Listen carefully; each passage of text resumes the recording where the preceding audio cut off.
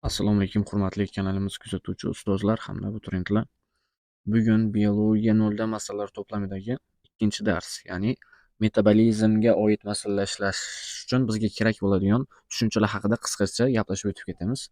Demak, metabolizm, ya'ni moddalar almashinuvi ikkiga, ya'ni ikkita jarayonga bo'linadi: assimilyatsiya hamda dissimilyatsiya. Assimilyatsiya bu oddiy moddalardan murakkab moddalar hosil bo'lishi. Bunda energiya sarflanadi. Ya'ni o'sha sintez reaksiyalari assimilyatsiyaga, ya'ni anabolizmga misol bo'ladi. Ikkinchisi dissimilyatsiya. Bunda murakkab moddalardan oddiy moddalar hosil bo'ladi. Bu katabolizm jarayoni hisoblanib, bunda energiya hosil bo'ladi. Xo'p, keyingisi organik moddalar. Organik moddalarga oqsillar. Xo'p, oqsillarning bir qancha funksiyasi bor: plastik, energetik, himoya, harakat, signal, transport hamda boshqa funksiyalarni o'z ichiga oladi. Ikkinchisi lipidlar, ya'ni yog'lar. Asosiy vazifasi plastik hamda energetik funksiyani bajaradi. Oqsillar 1 gram oqsil parchalanganda 4,1 kilokaloriya, kilojolda 17,6 kilojol energiya hosil bo'ladi. Lipidlar, ya'ni yog'lar 1,5-2 barobar yuqori energiya hosil qiladi, ya'ni 9,3 kilokaloriya, kilojolda 38,9 kilojol energiya hosil bo'ladi. Uglevodlarning asosiy vazifasi energetik funksiyasi bo'lib, 4,1 kilokaloriya, kilojolda 17,6 kilojol energiya hosil bo'ladi. Keyingisi energiya sarfi. 1 soatda 1 kilogramm tana 1 kilokaloriya energiya sarf qiladi. Endi kitobda aytganki, 70 kiloli odam 2500 kilokaloriya energiya sarflaydi. Endi biz bir kunda 24 soat bor. 24 soat degani 24 kilokaloriya energiya sarflaydi 1 kilo tana. Bizda 70 kiloli odam bo'lgani uchun 24 ni 70 ko'paytirsak 1680 kilokaloriya energiya sarflaydi. Endi biz 2500 kilokaloriyadan 1680 ni olib tashlasak, 820 kilokaloriya bu o'sha ovqat hazm qilish organlarida kechadigan jarayonlar uchun energiya sarf hisoblanadi. Yoki ikkinchisi, energiya sarfini shu 3 qismga bo'lib turib, birdan 3 qismini tana haroratini saqlash uchun bu masalalarda juda ham kerak bo'ladi. Qolgan 3 dan 1 qismini o'sha ovqat hazm qilish a'zolari uchun, qolgan 3 dan 1 qismini esa o'sha 3 ga bo'lib olganimizda 3 dan 1 qismi o'sha bir kunlik ish bajarish uchun energiya sarf bo'ladi. Bular juda ham muhim. Xo'p, endi hamda ovqatlanish o'sha ratsionni, ya'ni foizlarda bir kunlik iste'mol qilgan ozuqani ertalabki, ya'ni nonushtada 25-30% olishimiz kerak. Tushlikda 35-40, ikkinchi tushlikda, ya'ni o'sha qo'shimcha ovqatda 15% hamda kechki ovqatda 20-25% ni tashkil qilish kerak. Xo'p, endi o'sha masalalar ishlashda asosan shular kerak bo'ladi. Hamda bizga kerak bo'ladigani 1 kilokaloriya 1000 kaloriyaga teng bo'ladi. Yoki 1 kilokaloriya 4,2 kilojolga teng bo'ladi. Yoki 1 kilojol 1000 jolga teng bo'ladi. Xo'p, shularni asosan yodlab qo'yishimiz kerak. Xudo xolasa masala tahlilidan boshlaymiz. Xo'p, birinchi mavzu masala tahlili. 1 kilojol qancha jol bo'ladi? Xo'p, endi 1 kilojol hozir aytib o'tib ketdik, 1000 jolga teng bo'ladi. Birinchi savolga javob A. Endi 15 kilojol necha jolga teng bo'ladi? 15 ni 1000 ga ko'paytirsak 15000 bo'ladi. 2 ham A. Xo'p, keyingisi o'sha xillardan ko'rib ketaveramiz. 9-savol. 60000 jol qancha kilojolga teng bo'ladi? 60 kilojolga teng bo'ladi. Proporsiya qilsak. Xo'p, endi 10-savol. 888000 jol qancha kilojolga teng bo'ladi? 888 kilojolga teng bo'ladi. A. 20-savol tahlil. Xo'p, 455,000 kaloriya qancha kilokaloriyaga teng bo'ladi? 455 kilokaloriyaga teng bo'ladi. 21-savol. 1 kilokaloriya qancha kilojolga teng bo'ladi? 4,2 kilojolga teng bo'ladi. Yuqorida aytib o'tib ketdik. Xo'p, 22-savol. 10 kilokaloriya qancha kilojolga teng bo'ladi? 42 kilojolga teng bo'ladi 4,2 ga ko'paytirsak. Xo'p, 30-savol. 1260 kilojol qancha kilokaloriya teng bo'ladi? 1260 ni bo'lamiz 4,2 ga. O'shanda 300 kilokaloriya teng bo'ladi. 30B. 35. Bizda 1 grammidan 9,3 kilokaloriya hosil bo'lsa, 120 sidan qancha? 120 ni ko'paytiramiz 9.3 ga. 1116 kilokaloriya hosil bo'ladi. Xo'p, ozgina xatolik ketib qolgan. Yoniga o'sha 1116 deb yozib qo'yishing mumkin. Xo'p, endi javoblari xato, lekin ishlanishi to'g'ri. 40-savol. Necha gramm yog' parchalanganda 1395 kilokaloriya energiya ajralib chiqadi deyapti. Endi bizda biridan 9.3 ajralib chiqsa, 1395 dan qancha qilamiz? Hop, 1395 bo'lingan 9.3 150. Javob S ekan. Hop, 41-savol tahlili. 1 gramm oqsil, uglevod va yog' parchalanganda qancha kilojol energiya ajralib chiqadi? Oqsil hamda uglevodni miqdori, ya'ni ajralib chiqadigan energiya miqdori teng, ya'ni 17.6 kilojol plus 17.6 kilojol plus hamda 38.9 kilojol bu yog'dan. Xo'p, endi 17.6 ko'paygan 2 plus 38.9 74.1. Javob A. 45-savol. 150 gramm yog' parchalanganda qancha kilojol energiya hosil bo'ladi? 150 ni ko'paytiramiz 38.9 ga. Hop, 150 ko'paygan 38.9 5835 kilojol hosil bo'lar ekan. Javob S.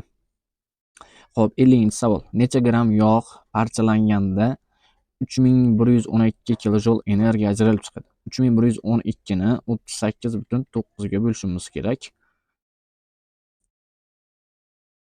38.9 80 gramm yog' parchalanishi kerak ekan. Javob B. Xo'p, 60-savol. Bekzod bir kun davomida 130 gramm oqsil, 90 gramm yog', 370 gramm uglevod iste'mol qildi. Bekzod iste'mol qilgan ozuqasidan qancha kilojol energiya hosil bo'lgan? Demak, xo'p, bu yerda oqsil hamda uglevodniki teng ajralib chiqadigan energiyasi 130 ga 370 qo'ysak 500 bo'ladi. Shu 500 ni ko'paytiramiz 17.6 ga hamda 90 ni ko'paytiramiz 38.9 ga hamda hosil bo'lgan sonni qo'shib qo'yamiz. 17.6 ko'paygan 500 8800. Xo'p, endi 90 ko'paygan 38.9 plus 8800 edi. 12301. Javob D ekan. Xo'p, 65-savol. Xo'p, 65-savol tahlili. Agar 120 gramm mahsulot tarkibida 12 gramm oqsil, 42 gramm uglevod, 15 gramm yog' hamda 48 gramm suv, 3 gramm tuz bo'lsa, mahsulot qancha energetik quvvatda kilojolda belgilanadi deydi. Bizda mana suv hamda tuzlar kerak emas. Bularni o'chirib tashlashing mumkin. Faqatgina oqsil, uglevod, yog'dan energiya hosil bo'ladi. Xo'p, endi 12 gramm oqsil, 42 gramm uglevod. 12 ga 42 ni qo'ysak 54 bo'ladi. Bu 54 ni ko'paytiramiz 17.6 ga. Xo'p, 54 ko'paygan 17.6 950.4. Buni yozib qo'yamiz. 950.4 hamda 15 gramm yog'ni 38.9 ko'paytirsak 583.5 bunga qo'shamiz 950.4. 1533.9. Javob S ekan. Xo'p, endi keyingi mavzu tahlili. Xo'p, birinchi savol.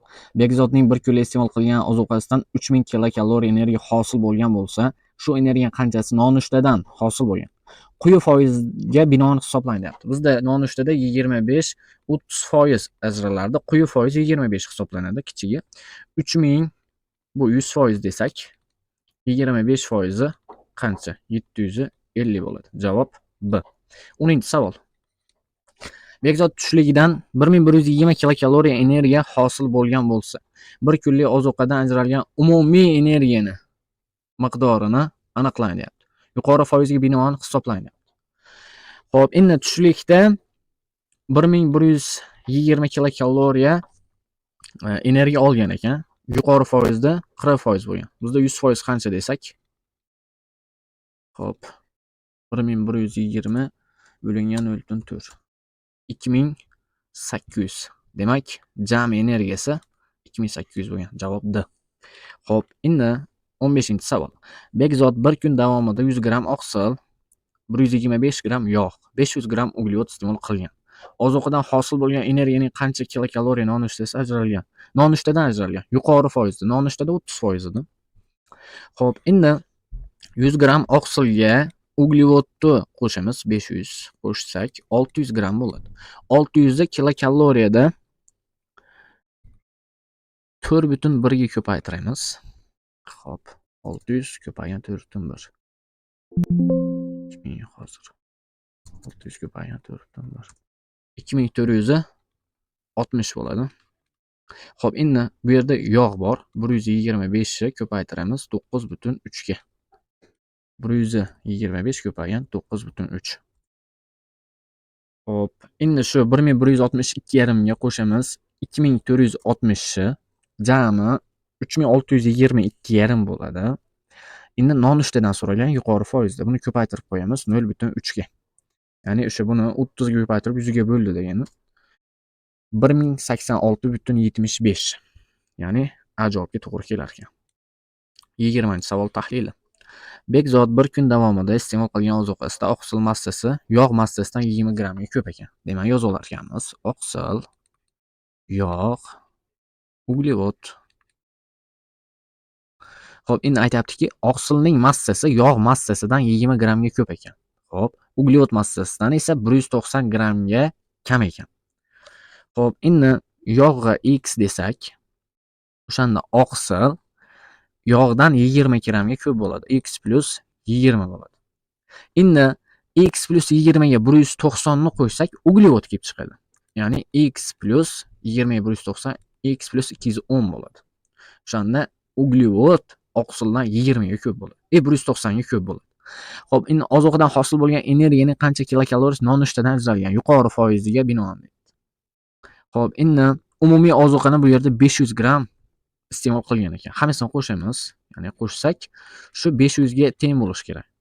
Endi 3x, ya'ni barcha x'lar qo'shilib 3x. 210 ga 20 230 bo'ladi. Bu 230 dan 500 ni ayirsak 270 bo'ladi. X teng 273 ga bo'lsak 90 bo'ladi. Demak, yog' og'irligi 90 bo'lgan, iste'mol qilgan ozuqasida 90 gramm yog' bo'lgan. 90 ga 20 ni qo'shsak 110 gramm oqsil bo'lgan. Endi 90 ga 210 ni qo'shsak, demak 300 gramm uglevod iste'mol qilgan ekan. Xo'p, endi 300 uglevodga oqsilni qo'shamiz, ya'ni 410 ni ko'paytiramiz 4,1 ga. 410 ko'paygan 4,1. 1681. Bu oqsil hamda uglevoddan ajraladigan energiya. Xo'p, endi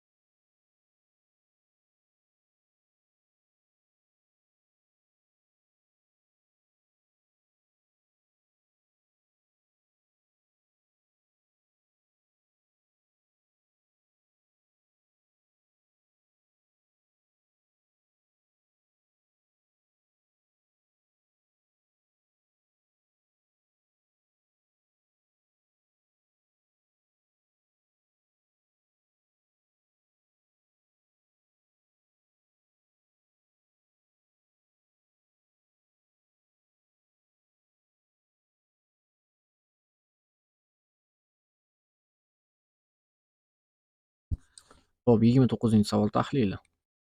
Bekzodning ertalabki nonushtasidan hosil bo'lgan jami energiya 3737,5 kilojolga teng. Kilojolda beryapti. Bekzodning nonushtasida oqsil va yog' miqdori teng. Demak, yozib olar ekanmiz. Oqsil, yog', uglevod. Xo'p, endi oqsil hamda yog' miqdori teng ekan x dan. Ularning yig'indisi esa uglevod miqdoridan 30 grammga kam ekan. Demak, bularni yig'indisiga 30 qo'shsak, uglevod kelib chiqadi. Nonushtadagi yog'dan hosil bo'lgan jami energiya miqdori kilokaloriyada so'rayapti. Xo'p, demak, bizda jami 17,6x plus, ya'ni oqsilda ajralgan kilojol miqdori bu 38,9x plus. Xo'p, endi uglevodniki 17,6 ni 2 ga ko'paytirsak 35,2x plus 17,6 ni 3 ga ko'paytirsak 17,6 ko'paygan 30 ga 528 shu tenglama bo'ladi. Endi barcha x larni qo'shsak, xo'p, 17,6 plus 35,2 plus 38,9 91,7x 91,7x teng. Endi 3737 yarimdan 528 ayirib tashlaymiz tenglamada. 3737,5 minus 528. 3209,5 ni bo'lamiz 91,7 ga. 35. Demak, x'imiz 35 ga teng ekan. Endi hosil bo'lgan jami energiya yog'dan so'ragan. Xo'p, x 35 ga teng ekan. Endi 35 ni ko'paytiramiz. 35 ko'paygan. Xo'p, yog'dan 9,3 kilokaloriya energiya ajraladi. 325,5 javob A ekan.